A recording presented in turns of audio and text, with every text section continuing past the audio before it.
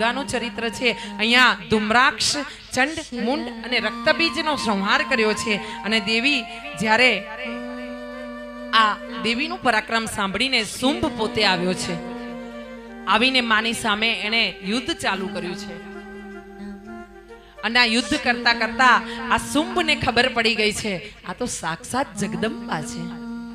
એને થયું છે કે એના હાથે મરવું ને એ સારું, હા અહોભાગ્ય મારું કે હું દૈત્ય છું ને માં જગદંબાના હાથે મારું મૃત્યુ લખાયું છે।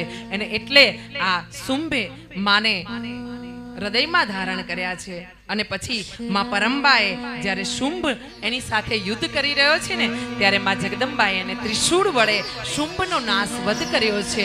આવી જગદંબાના શરણોમાં બોલી અંબે માત કી જય, દુર્ગે મૈયા કી જય, આદ્ય શક્તિ અંબે માત।